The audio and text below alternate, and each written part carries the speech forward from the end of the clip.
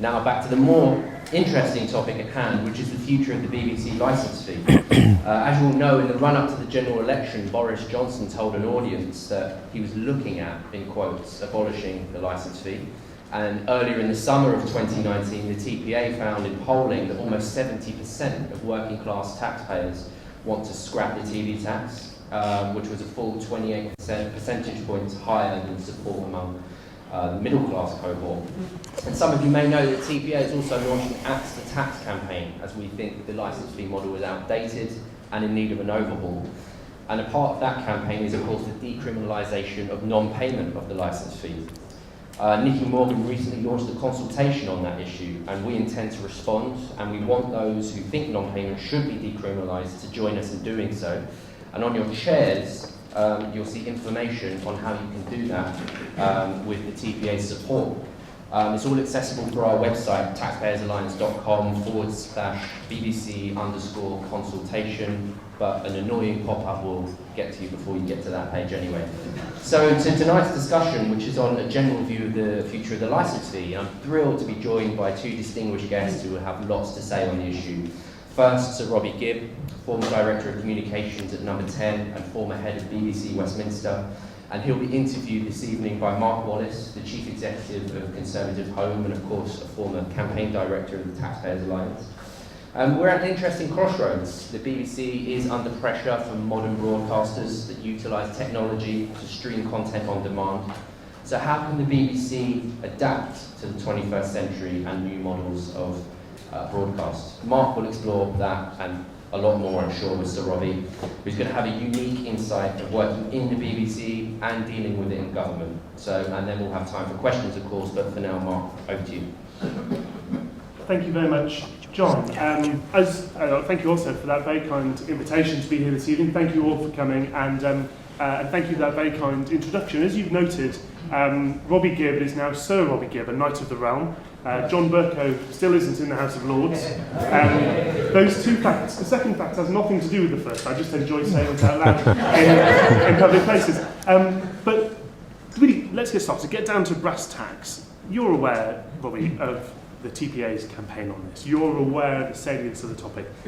Is the licence fee still sustainable in the modern age? Right.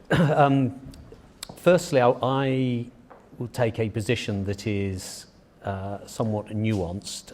If your position, and I suspect most of your position in this room will be this, that you will not be satisfied with the BBC until it is privatised and it is a subscription model, I don't have anything to say to that. If that's your position, what I would just say that it's not, well, firstly, if you go to anywhere in the world, in a deepest African village, and ask, what do you know about the United Kingdom, they'd probably say three things.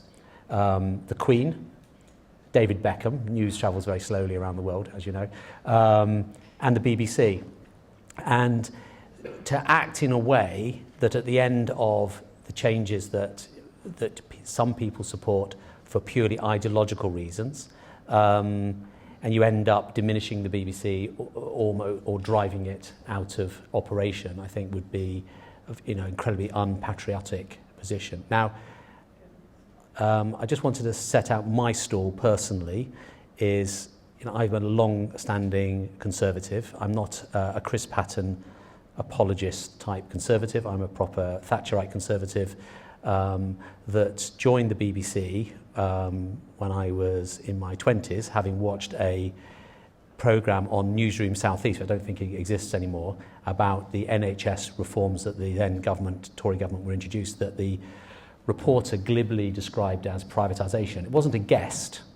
This was the BBC stating that NHS trusts were privatisation. And I took a view, you can take two positions.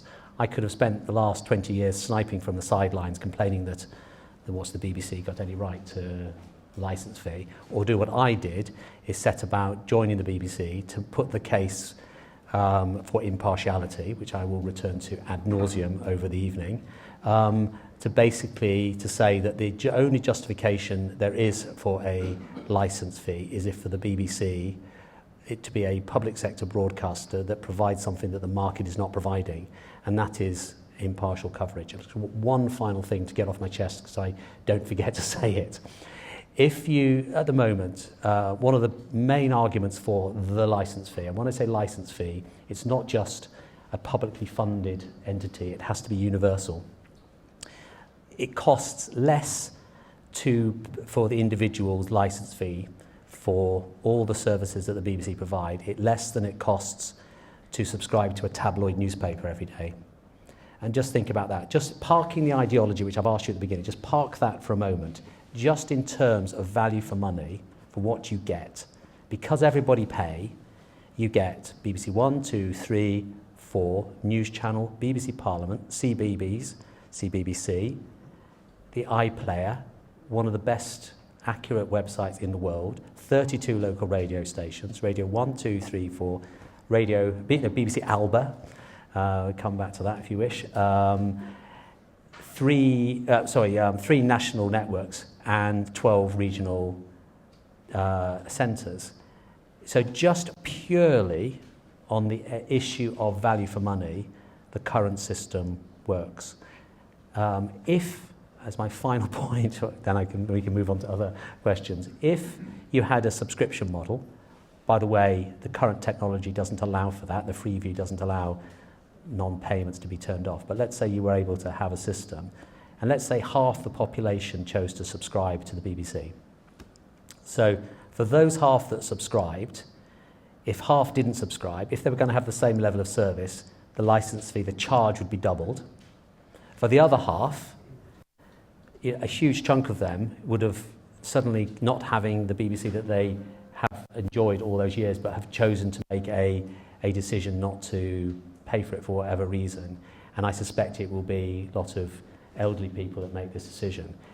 I think people need to be really careful what they wish for.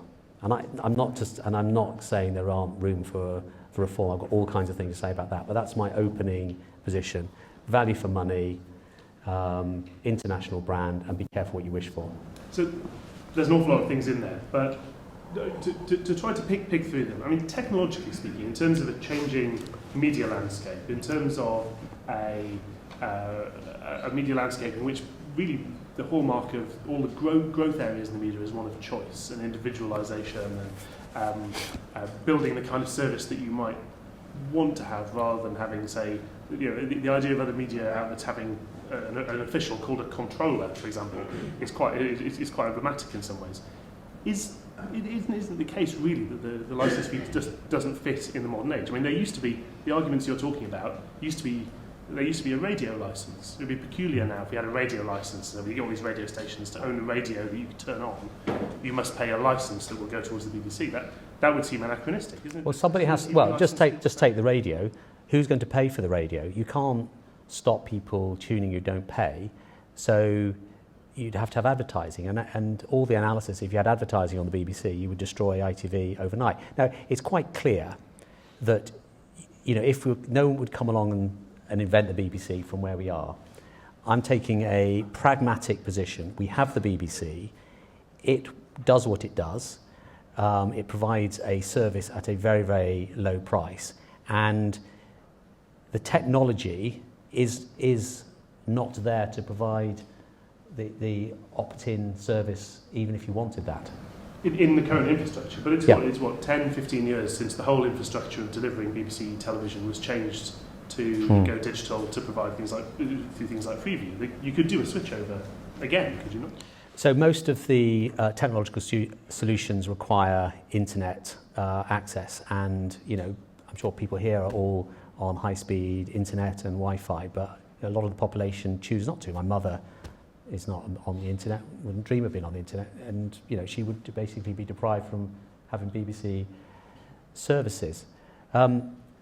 So I just want to, almost like a question, and we can come back to here. If you, in your deepest heart, what is it about the BBC that people don't like? And I'm a unique person on this, is that I am the kind of person that would be a BBC critic. I'm the person that would likely be sitting there at Taxpayers Alliance. I remember it being set up, and it was a great thing, and remains a great thing.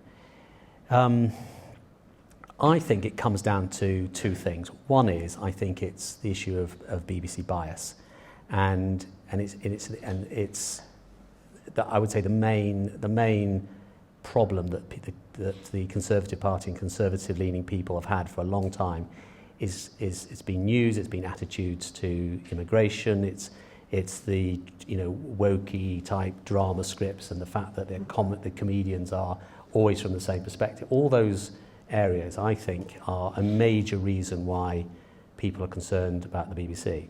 Secondly, agreeing with you in many ways, in the long run, the current funding situation where people pay a poll tax for access to a television seems anachronistic and out of date. All I would say is, I think it's clear that there needs to be reform in the long run, but unless it is a universal charge, however that's done, there's a range of different ways. You could be taxpayer funded.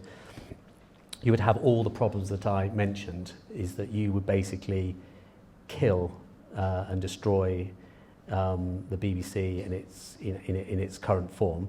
Now, some people don't mind that, but I think the British people would mind that greatly. Does there come a tipping point, though? So if you're in a situation where a reason to not implement, say, that technological switch over to something that's internet reliant or primarily internet based is because quite a large section of the user base, like your mother, the listeners and viewers, don't have access to that.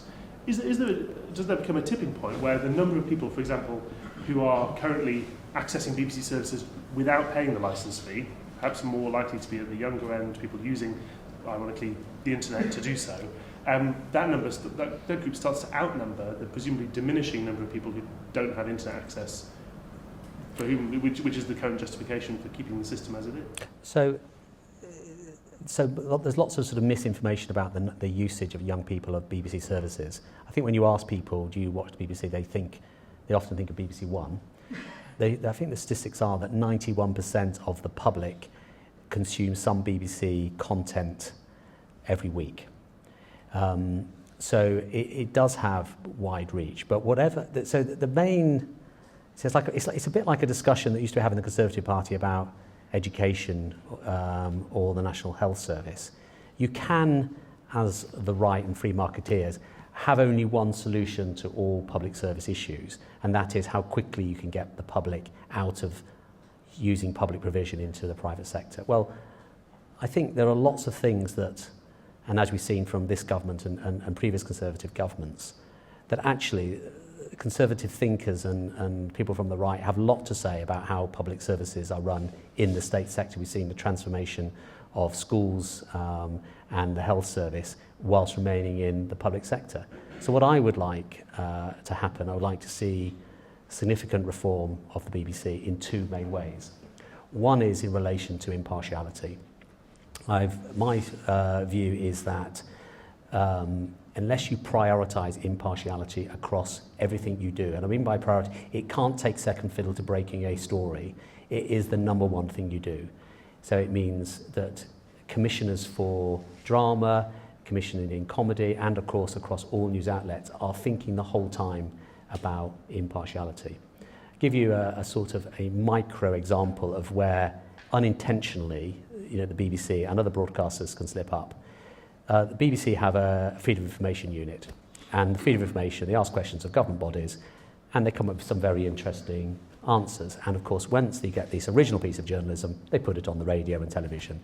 However, if you don't control and think about impartiality at the point of commissioning, you can end up, or what you do end up, is that all these questions they're putting into Freedom of Information are the effect of austerity on the number of libraries. And so each question in their own terms is a legitimate question and very interesting. But if all the questions are from the same position, when it gets out the other end and it goes onto the bulletins, you've got all these bulletins, BBC, Freedom of Information says that whatever about austerity. So in order to stop that happening, you have to have at the point of commissioning a process of saying, actually, there are some Freedom of Information questions that can actually elicit not left-wing responses, that actually, let's have a look at what the effect of strike action in schools across the country have been on standards.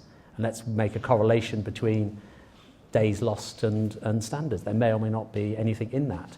But that is driven by a desire from the conservative leaning about when they have scripts in drama, and they make, I mean, you were making this comment to me on the telephone about the Monday, you can actually relate better than me, the Monday of the general election. Yes, it was a drama podcast I was listening to during the election campaign it was on, and the Monday, I think, before the election, an episode came out in which it was a sci-fi horror drama, and a character randomly went on a little rant about Brexiteers being stupid.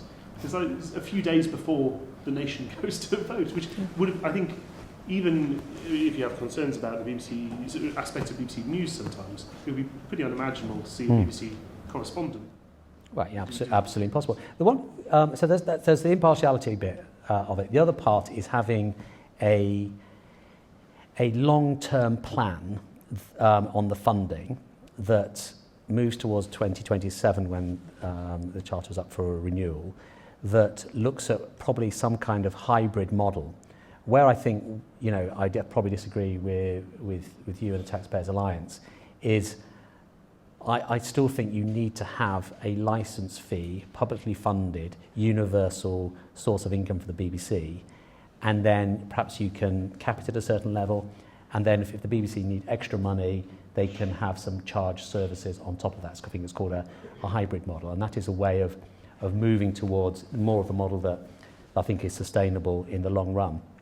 But just on pure practical reasons, if you have a different funding where people basically choose whether to subscribe to the BBC or not, you will basically, you know, if half the people subscribe, you would double the cost for people that did subscribe. And I just don't think that is, moving the ideology aside, I just don't think that is the right thing to do. And by the sound of it, that's an argument against, from your point of view, decriminalisation. Well, decriminalisation, I think, is an absolute red herring, because, I mean, parking the fact that, I mean, since when is it a good idea to make it easier for people not to pay and to increase the burden on law-abiding, decent citizens who pay their way? It seems to me, I think the estimates are, I don't know how they work this out, that it would raise the BBC would lose £200 million in licence fee funding. So that's either a cut in services of corresponding £200 million. That's one Gary Lineker. That's I think half a Gary Lineker. Or you raise the licence fee if that's possible. Now, that is £200 million coming from people that are basically consuming a service and not paying for it. I mean, I don't think that is the right thing to do. But doesn't that suggest that there's something missing or something mistaken about the argument you made earlier about the great value of the licence fee? You get all these, you listed the different outlets you get in return, but you compared it to the cost of subscribing to a tabloid newspaper. If this is such an invaluable service at such a fantastic price, why is it such a danger to the BBC, existentially even, to make it something that you allow people to choose to pay? Because I think all the estimates is that people won't. Well, firstly, technically it can't work, because you can't restrict people from access to the radio stations, you can't restrict people from the television services because of the technology. But even with that, I mean, it's one of those things that, you know, it comes around 150 odd pounds, people don't pay. You know, whatever the estimate is, you have to admit there will be fewer people subscribing. Now, you can make guesses and estimates about how many fewer people would subscribe to the BBC if you could have a TV and not pay. I'm just giving you a plucked a figure out of the sky. If it was half the population, you'd double the fee for people with no benefit to them whatsoever. But just on pure political grounds, it seems to me, you know, a crazy thing. And then in terms of, and a few fact about the decriminalisation, people say people go to jail. There's 5 people went to jail for non-payment of fines that was in 2018, I think. People, it's not that people don't pay the licence fee and go to jail. People don't pay the licence fee and deliberately and maliciously refuse to pay the fines of the court for not paying. And at the last straw, there's a possibility of going to jail. And it only happened in 5 cases in 2018, so it is a red herring. Before I'll get into the question of bias, which I know you've mentioned a couple of times in a moment, but one last question in terms of that question of a hybrid model or reform. What does that mean for what public service broadcasting, maybe beyond the BBC, should look like in the 21st century? I mean, you already have a principle where some of the licence fee gets divided to other broadcasters for public service functions. Should we have a system where there are YouTube channels that should be allowed to apply for an element of the public service broadcasting funding? Should it be divided more generally? And where would you put that line cutting between the core BBC that you get for your licence fee and the add-on? Because we've had all these debates about BBC Foods, you'll remember the recipes were cut back a few years ago. I don't really have a view. I don't think, I'm going to out Taxpayers Alliance U. I'm not sure we really should be increasing the scope of public sector broadcasting in that sense. There's two types of public sector broadcasting, and it's worth just thinking about why the BBC has such a broad scope of programming. The American public sector broadcasting takes a view that it just covers market failure. So areas that the market doesn't deliver, and then the public sector broadcasting in America will provide that. The view in the United Kingdom, and I can go into more detail about how that's delivered in terms of sport, is to make sure that, yes, it does that, and it should do that, but it also that every sector of society benefits from the licence fee. So every demographic, every part of the country, there's something for everybody, because everybody has to pay. So it would be a bit much if there was a licence fee, even if it was a smaller amount that everybody had to pay, that basically funded news services that only the middle classes enjoyed. So, whether it be, there's a whole discussion about Formula One and rugby league. They're both sports outlets particularly consumed by a demographic that generally don't listen or watch the BBC.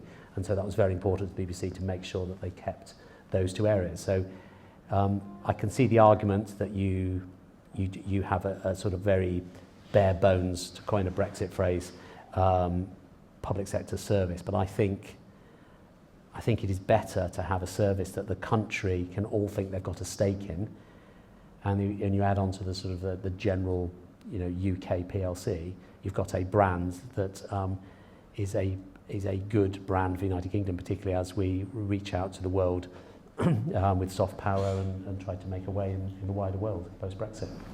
Moving on to that question of bias or balance, you're relatively unusual in having been kind of gamekeeper and poacher, running the BBC's political output through to being director of communications in Downing Street. So you've seen this from both sides. What kind of bias did you see in action inside the BBC when you were there? So I've as I said, I joined the BBC because of my obsession with this issue of bias, and I didn't want to moan about it. I wanted to do something about it. It's quite a subtle concept. There's no question that, particularly at the BBC, it is very important to most journalists, and the people I've worked with closely for many years as their boss, I literally have no idea their voting intention or any of their sort of attitudes. It's absolutely excellent. There's a whole thing at the BBC is that you leave your politics at the door. I was a known Conservative when I joined the BBC. That isn't a problem, because there's a culture of, it doesn't matter. You use your expertise because you're involved in politics to provide impartial political coverage. I mean, my concern is multifaceted, and actually the BBC in many ways are the least worst culprits for it. And we've all seen what Channel 4 News and I have to say Sky News, and there's lots of reasons for that. I mean, I don't think the BBC is ever sort of pro-Labour, anti-Tory, or the other way around for that matter. I think what it is well, I suppose it's twofold. One is that there's a sort of groupthink view, is this whole dreadful concept, I don't think I know a single person who voted leave type view. There's also something about the way journalism works more generally, the effect of everything is a crisis, everything is a disaster, and the only solution are public sector solutions. The example I have used probably for 25 years, but I still think it is relevant. When there is a problem in a prison, if it is a state prison, a normal state prison, the basic default narrative for journalists, I don't just mean BBC, is that, backed up by trade unions, that it is because there's not enough funding, there's some sort of austerity-based problem and low morale. If it is a private prison, the default position is because it's because of their ownership structure. It is unthinking, and I mean, one of the things I would definitely call on the BBC to do is to extend what they do in terms of diversity. You see diversity, getting more women on screen and behind the scenes, more ethnic minorities, and so it represents the whole country. What you actually need, more than any of those things, is a diversity of opinion and views. And it's no point moving lots of output from metropolitan London to metropolitan Manchester. Is that there is literally no point. It's utterly farcical. So, attitudes to immigration is a classic. So I've monitored, in terms of on Europe as well. It used to be, the BBC used to have this sort of language about anti-Europe was the phrase, and then BBC stopped. They called it Eurosceptic, and then they got all that in order. Then there was on immigration. There was there was this default position that immigration was. Anyone that was wanting to control immigration was somehow racist, and then BBC got their act together, and then they were in a better place, and then there was Windrush, and it went back to that. It's a constant battle. But one of the things you have when you're at number 10 in your phone is all the transcripts of every two-way done by every political correspondent. And obviously you can't watch them all at the same time because you're in meetings and they're all happening at the same time. But you read them, and the BBC, for all the criticisms, are in many ways the least worst option. And my biggest bugbear is, and this is, I suppose it's less a bias right-left thing, it is a distorting factor, is the effect of social media on the conduct of reporters, correspondents and presenters, that their whole audience is no longer the public out there trying to ask the questions that the public would love to ask if they happen to be in the room. It's all about getting a reaction from the Westminster Village.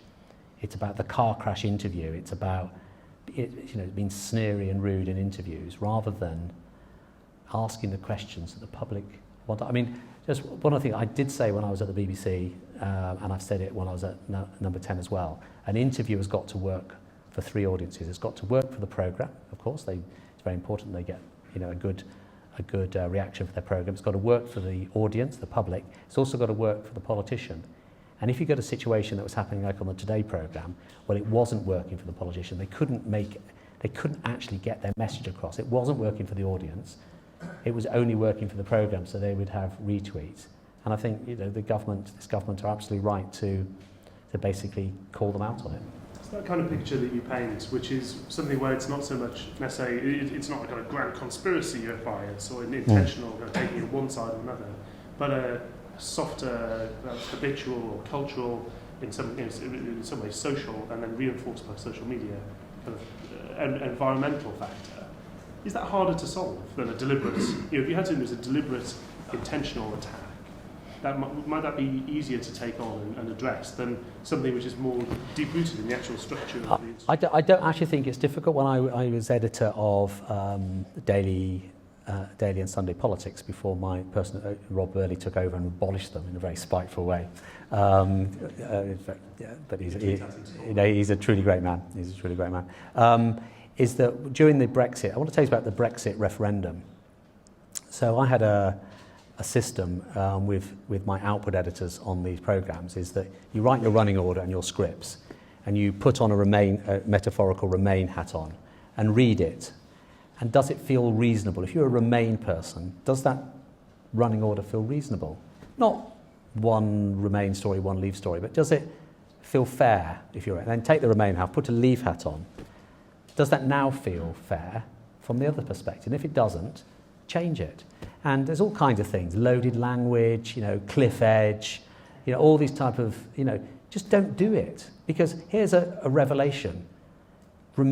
Leave supporters pay the licence fee as well as Remain supporters. It's not just the Westminster Village. So it is doable. And the other thing, which I'm not sure has been widely reported, is that the reason why, and you probably forget actually, during the referendum campaign, the BBC got quite a lot of plaudits for getting it right in terms of impartial coverage. And that is because the BBC prioritised impartiality. And we did that. We had these two working groups, committees, whatever they were, one for news and one for the wider BBC, and I sat on both of them. And what it would do is that any commissions that were analysed and scrutinised through the prism of fairness for the same. And then I remember, and I think I got this right, is that on the wider television one, there was various commissions, comedy commissions, and there's one for, Charlie Booker commission on Brexit. And, you can almost wince about what that's going to be like. And we just didn't do it.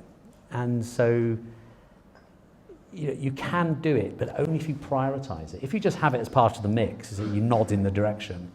I was at this conference, and this is a slight breach of confidence, but I'll say it anyway because it's more fun. I was at this conference, and I was chatting to a lady from Sky, and we're talking about impartiality. She said, so due impartiality with an emphasis on the due part. Well, why? Emphasis on the what about emphasis on the impartiality bit? The due bit is a cop-out. It basically means that on certain subject matters, whereas there's, you don't have to be, for example, what the due impartiality means, there's a terrorist attack, and you've got people condemning you don't have to find someone in favour of the terrorist attack. That is what due impartiality. But they're quite rare. I mean, fundamentally, most issues, there are two sides to the story, and you should reflect it. It's not very difficult. It's not flipping rocket science, and the public want it. People are fed up. I have this thing about narrative journalism. I'm not interested in the view of the correspondent, whether it's a Conservative or Labour. I want to know what's going on, and I want you to tell me in the straightest possible and interesting form, and it's not about you as a correspondent. I mean, look at some of the correspondents' activity on Twitter. I'm not going to name any names, but I'm sure you can think about who you are. I've only had like one glass, a couple more glasses, and it's all out there. And I know that the BBC are about to launch a review into the use by staff of social media, not just in news, but across it. And, every person who works for the BBC and any public sector broadcaster, they have to behave in a way that recognise their salaries are paid for by the public, and they want impartial coverage. They don't want to know what the politics are, of Laura Kuenssberg. I don't know what the politics of Laura Kuenssberg. You can never, I wouldn't, again, someone I know very well, I have genuinely no idea. I know she's Scottish. There's an excuse there for the journalists in the audience. But to mention Laura Kuenssberg, it's a relevant example, because the argument that you hear, the counter-argument that you put, a kind of different defence, is that, that you often hear put, is that, as long as we're getting complaints from both sides, that must be a sign of bias, almost a kind of a sign of balance, a double bias kind of defence in a sense. To what extent does that hold? Is there any validity to that argument, or is it the case that there's simply a difference between the bias that you might perceive coming from a, say, Tory perspective, or the bias that Corbynites would allege about Laura Kuenssberg? No, I absolutely don't believe that is a fair. You can actually be biased against the Labour Party and biased against the Conservative Party at different times. And I don't actually think it is about particularly partisan bias. It's just a worldview and an attitude. And I have this thing on Today programme sometimes, is that they would do. By the way, the Radio 4 news bulletins on are as close as you can get, in my view, to impartial coverage in terms of straight reporting. But the interviews, you just think about an interview on where does the presenter get their information. So they come in like 4 or 5 in the morning. They will have read the newspapers. The newspapers will be looking for the most tendentious and and difficult areas to sell their newspapers. They're entitled to do so in a free society. The presenters will read those papers. They will then have an interview with a Conservative politician, and they will ask a series of unanswerable questions, which are designed to be unanswerable. And they'll ask it to the minister, and the shock horror, those unanswerable questions are unanswerable. And what does the presenter do? It's exasperated by it. So the whole thing is a complete waste of time, and it ties back to you look this morning of the government relented and Matt Hancock popped up on the Today programme. Perfect type, very interesting, asking questions about what's actually happening, allowing the minister to set out his stall. That is neither a right or a left-wing issue. It's just good broadcasting. So But bias is not always right-left. It's certainly not Conservative-Labour. It's a sort of, it's a worldview, it's a style of journalism that actually leaves the public cold. And I think that one of the things that the BBC should do and other broadcasters is get back to delivering the type of interview and coverage that the public want. And I'm sure there are a lot of questions in the audience, so 2 final questions from me before we hear what people in the room have to ask. That question you mentioned earlier, what was done during the referendum where you had one working group that focused on news and one that focused on everything else. I mean, everything else is not inconsiderable when it comes to the entire BBC's commissioning output in comedy or culture or arts, sport, etc. How practical is it to extend this question of balance, and how successfully enforceable could it be on a long-term basis? Particularly when you've got the question of, say, the arts world, which does not have a reputation for having an awful lot of out-Tories in it. You know, you can't put Jeff Norcott on every comedy show. There are some. Who's the guy that does the 17.4 million on Brexit?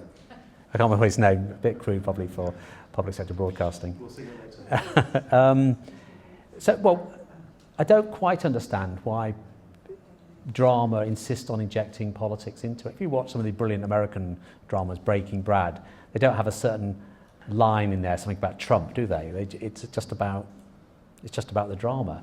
So, I mean, part of that, you would, you know, if you insist on your drama of putting in some political statements or plots, then you could have a scenario where, you know, you have to get permission to do that. I'm not necessarily not really thought of the practicalities of this. The BBC could do an appeal to the sector, because a lot of these dramas are made by the independent sector, to come up with some original dialogue that doesn't necessarily involve, you know, Brexit and gender reassignment. And one final question: when you moved from the BBC to Downing Street, did your view on this change, and if so, how? Like, did you think it, from your perspective, it seemed worse? Did it seem like it was? Did you find that actually Westminster thought it was worse than you knew it to really be from inside? On the specific impartiality issue, nothing changed, because I was at the BBC, I was a bore for Britain on this subject. I mean, there's quite a. I'm not alone in the BBC of people who champion this issue. You know, I still have very close friends at BBC, and we get together over a pint and we basically pat ourselves on the back about how great we are about impartiality. And the BBC more generally is into, you know, very keen on impartiality. It's about prioritising it. It's about making it your number one mission. I mean, most journalists love the idea of breaking a news story. It's fantastic. It puts you at the centre of things. You feel you're going into journalism for that. I'm not sure it's necessarily the priority of the public. And I think the BBC, and I believe all public sector broadcasters, should prioritise impartiality, because that is the only way in the long run you can justify taking money compulsorily from the public. You've got to provide something that nobody else is producing. Thank you. Now, do we have a microphone to get to the audience? Should I speak to sorry? Okay. I'll pick people out from the audience to ask a question. If you could say, speak very clearly and loudly and say who you are, that would be much appreciated. I should say I'll also be using my tyrannical power that anybody who asks, instead of asking a question, decides to deliver a speech, I will literally boo you. And you'll already have said your name, and the video's going on the internet, so don't do it to yourself. The gentleman right at the back, the line jacket. I'll just shout. Thanks for your thoughts, Sylvie. I mean, I'm one of these people who first started thinking, I'll just get the whole thing, but you made some really good points. I'd just like to pick up on your last point about dramas in America, because I've been watching a lot then, and link it up with what you were saying earlier about you would lose a lot of people who subscribe to the BBC, but why should only people in this country subscribe to the BBC? Why can't the BBC compete with the rest of the world? You might find them producing better dramas. There's a brilliant thing I've been watching on Sky recently, The Outsider, which is America. If they were forced to compete with that sort of thing, instead of, like you say, pumping their politics into it, they could get more income from global subscriptions, rather than just isolating in this country and charging poorer people money, rather than expanding the world and making better programmes. So in summary, could the licence fee be sold globally? No, it's an interesting idea. I mean, you've got some brilliant BBC dramas, and before I came here thinking, what is my favourite BBC drama? And Line of Duty. Line of Duty, from my point of view, is like perfect drama. It's not left-wing. It's amazingly enjoyable, and it sits on Netflix, and so BBC must get money from there. And actually, there is a scene in Line of Duty, which not only is actually amazing, where the who's the lead actor in Line of Duty? The guy from Northern Ireland, and yeah, he's absolutely superb. And he was accused of having a sexist employment, track record, and actually turned the whole thing around. It turns out he hadn't at all, which is amazing and actually very unusual that someone had taken that sort of approach. You can do it. So when I talked about a hybrid model, the BBC do have other sources of income already. Is that what you mean?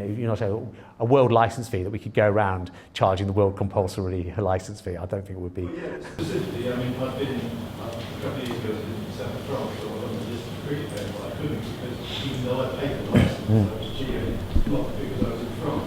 Yeah, especially the listening access. And the only TV the BBC World and News World Service. So why not let people globally? You could easily do that. That's a good thought. I'm aware we've got a limited amount of time for questions, so let's take two questions. The lady at the front here, and then John Stryker. Hello, I'm Amy Harris. You said just a moment ago about that the BBC needs to get back to impartial reporting of the news, suggesting the genie is out of the bottle. So my question is, how do you put that genie back in the bottle? John Stryker. Well, you put your emphasis on impartiality, but the problem is that there's no accountability of the BBC. How, if you want to get back to that position of impartiality, can we do it? It's taxation without representation. And I put 2 points. I put to Nick Robinson how the BBC was biased about climate change, and he didn't try to defend impartiality. He said, "Oh, it has a nuanced approach to climate change." But there's a big conservative poll this week. 70% of conservatives do not think there's a climate emergency. That position is not represented on the BBC at all. And the final point is Tony Hall said that if equal numbers of Conservatives, equal numbers of Labour complaining, that demonstrates impartiality. What he forgets is that when somebody like Emma Barrett on Newsnight is on the programme, interviewing somebody, before that person's got past their first sentence, she's spouting off her own views. It's nothing to do with the interviewee trying to get information out of it. She just spouts off.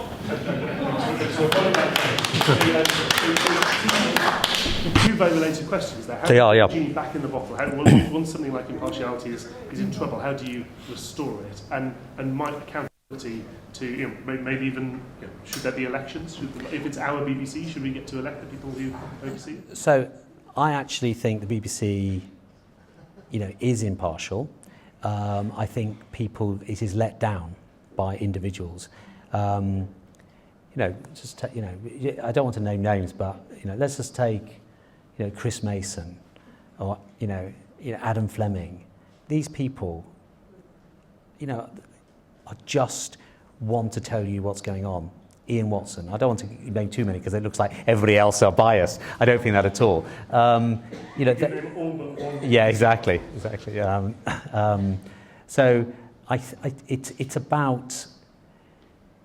it's about really just rebooting it. I mean, when I was at the BBC, there was a huge when change of head of news, and there was a big thing about people came from newspapers where the most important thing in a newspaper is to break a story because you've got the very competitive, your front page splash, great news story. That is not what, you don't need to do that at the BBC. You've got your money. What people want to do is tune in at 10 o'clock news, or whatever, and you've got really well-produced, impartial, non-sneery, where's John? Yeah, non-sneery type of questions where you don't have any sense of their personal. I don't care what Emma Burnett's views are. If he wants to become a commentator, become a commentator.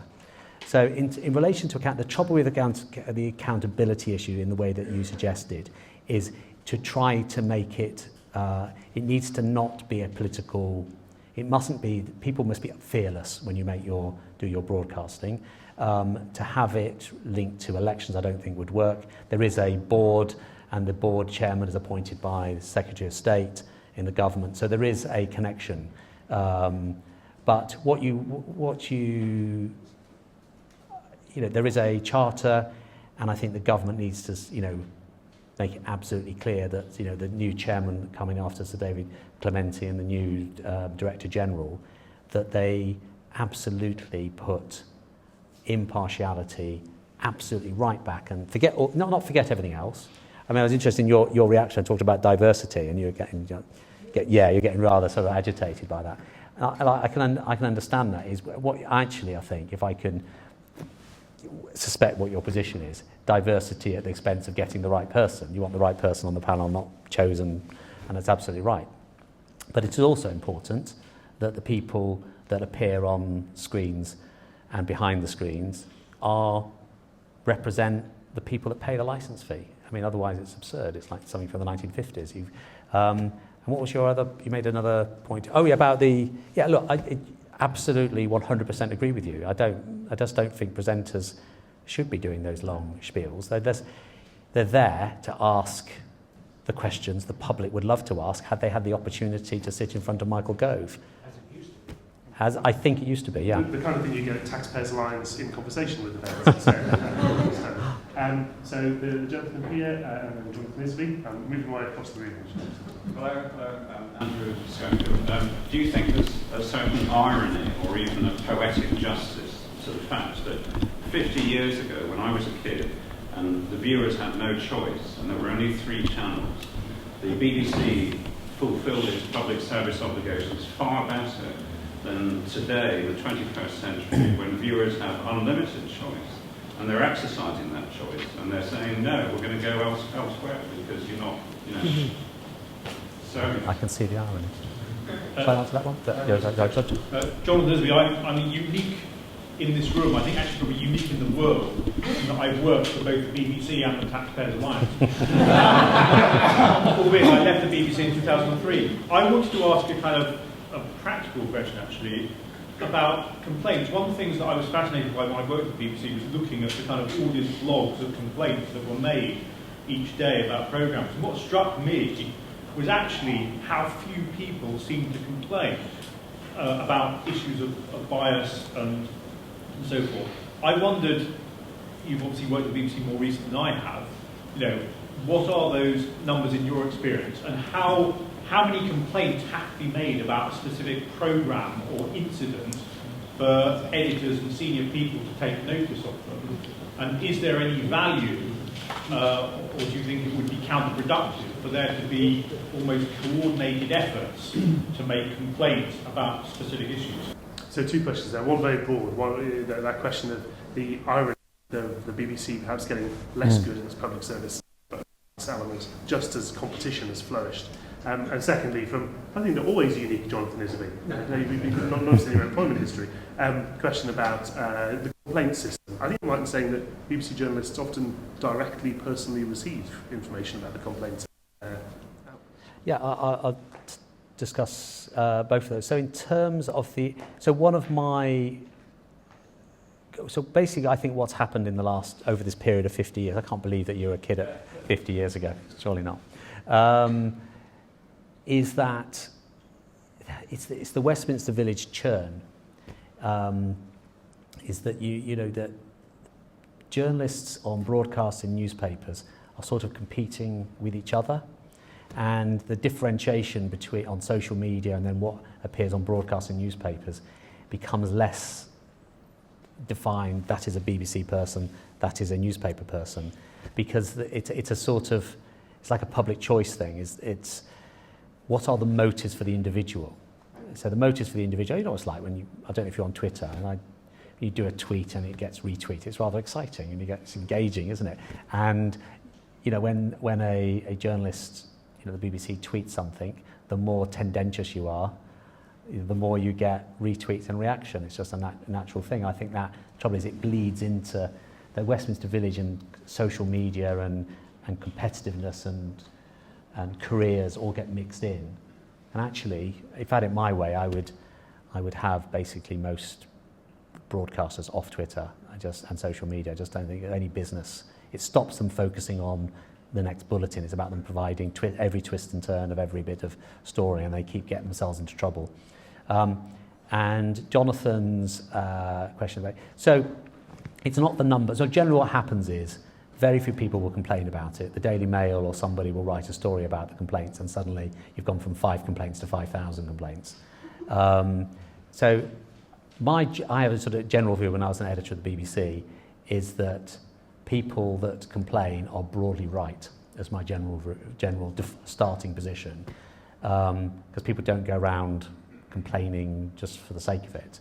Often people don't. I mean, the biggest complaint I had when I was at the BBC was the amount of airtime I gave to UKIP. And I spent a lot of time explaining the rationale for that. And the rationale is for, if you had a situation where you only gave airtime for the incumbent parties, then you could never have a new entrant enter into the market. So, as you know, the formula was that you made judgments about the level of coverage based on past and present levels of support. And past meant 2 electoral cycles, present means opinion polls and the number of candidates. So you make a general judgment. And the idea that UKIP winning European elections should get no coverage is utterly absurd.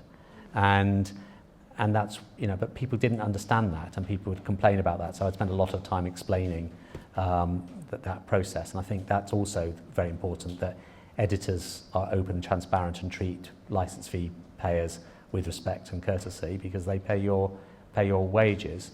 I think it's about the quality of the complaint.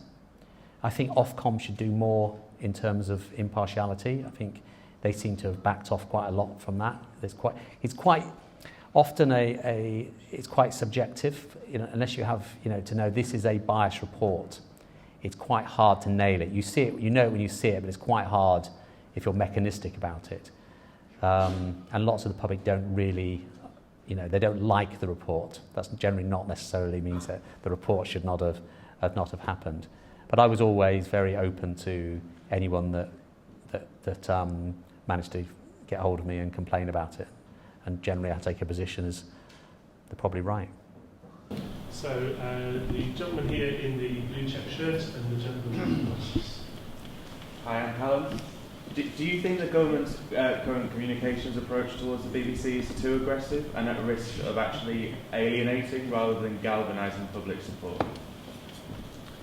My name is Mark DiStefano. I'm from the Financial Times. I always find it interesting when we talk about the people on Twitter very much from one way. I think one of the problems this discussion doesn't include is Andrew Neil, who is very aggressive on Twitter and doesn't hide his own political beliefs. And he doesn't have a full-time contract at the BBC. He's a contractor. But I would just want to know from your perspective, do you think you're a good friend of Andrew's? Should Andrew get off Twitter? So 2 questions there again, just for the benefit of viewers at home. Firstly, the question is the government's approach is the right one. You touched on that a little bit in terms of the Today programme, the response. And secondly, a question from the Financial Times: should Andrew Neil get off Twitter? So in terms of the government approach, I think I think it's the right thing to do. Is where a programme doesn't fulfil the 3 criteria that I suggested, then the programme's not working for the government and therefore the audience. And if it forces the programme to think again and say, actually, it's got to... Look, there's lots of discussions. When I was at... I've had lots of discussions with senior managers, and the trouble with the BBC, it's not like... It's a bit like the National Health Service. It's not... The Secretary of State can't pull a lever and everyone just jumps. It doesn't really work like that. There's lots of sort of slightly anarchistic people doing their own thing.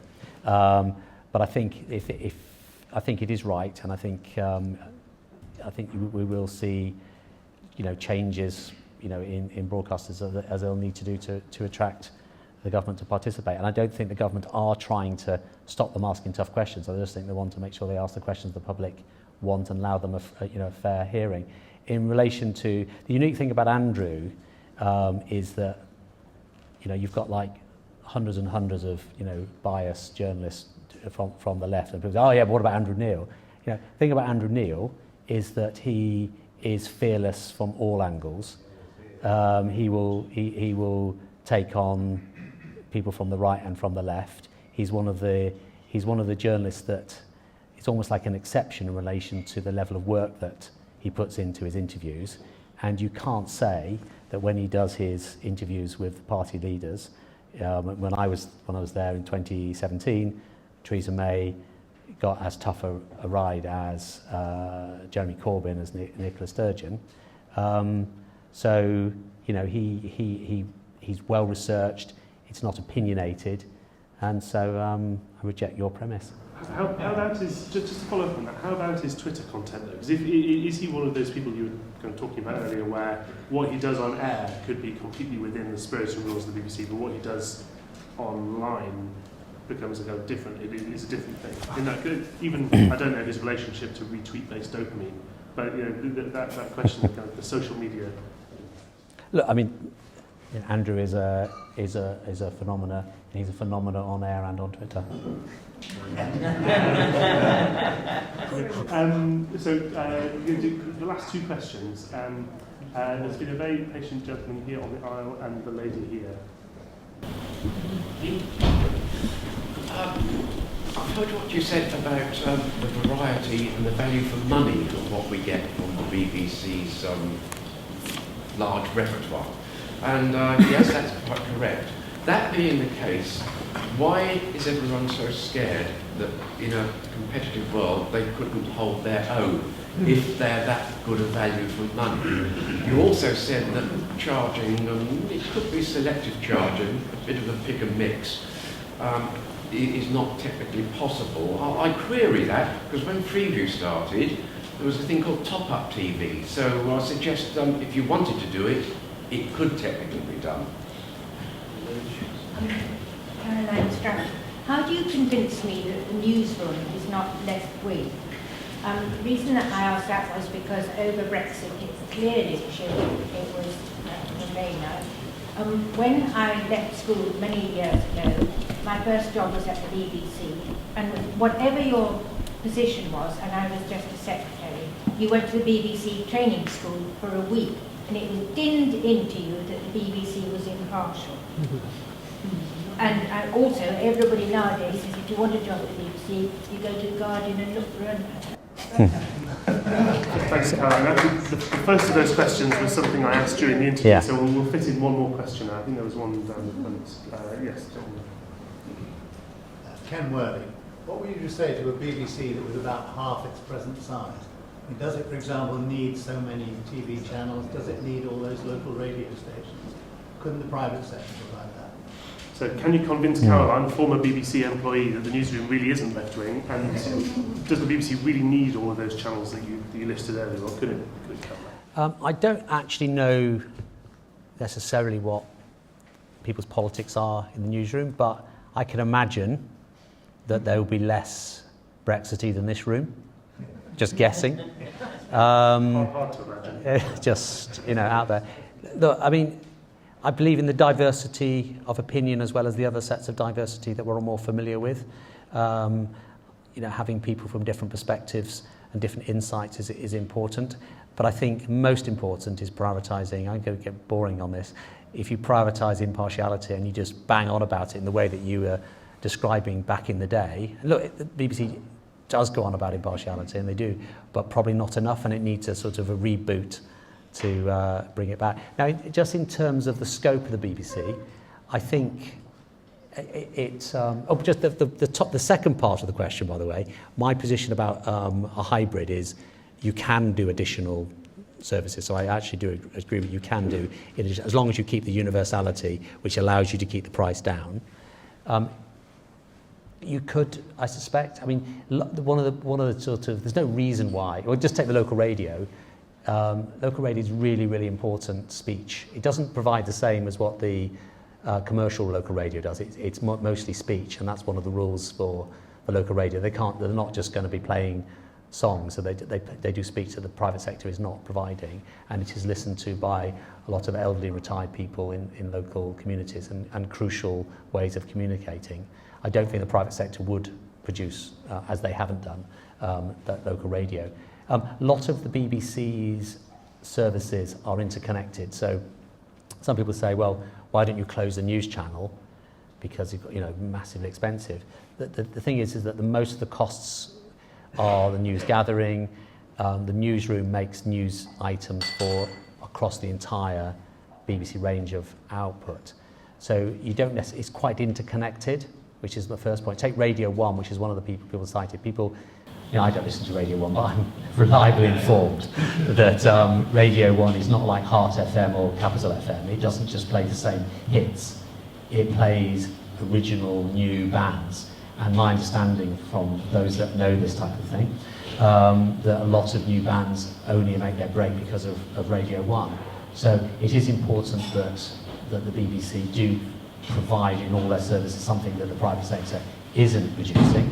I'm not necessarily, look, I quite like there being a decent range of services. I want more services, not BBC to be bigger. If you can keep the price less than the price of a tabloid newspaper, that's obviously not bad going, but obviously it's less of an expense for me than some people on a low fixed income. Look, there are different ways you could have the licence fee more generally. You could have it means tested, you could do a whole range of different things. My only thing that is, to me, absolutely crucial is that you have a universal fee, because that allows you then to keep the price for everybody down. Because if only like a quarter of the people subscribe, then the thing is so much higher. And we end in that sense where we began. So ladies and gentlemen, I think that's been that's been a fascinating hour on a topic that's only going to become more controversial and more topical in the years to come. Thank you to the Taxpayers Alliance for hosting us. Thank you to all of you for coming and for your questions. And finally, please join me in thanking our guests. So Robbie Gibb for his